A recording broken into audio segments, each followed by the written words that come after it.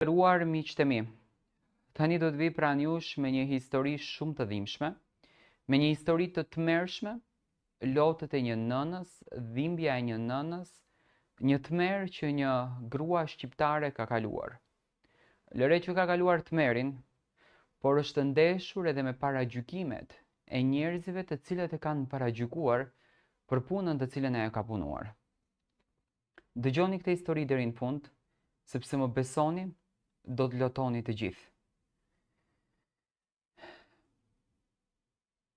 Vajzë në shpirt, por një grua e sakatuar nga jeta.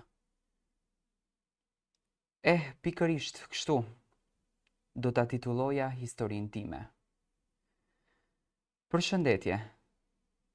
Fillimisht dua të gjithëve të uroj një ditë dhe natë të bukur. Dhe faleminderit që më dhe mundësinë që në dritë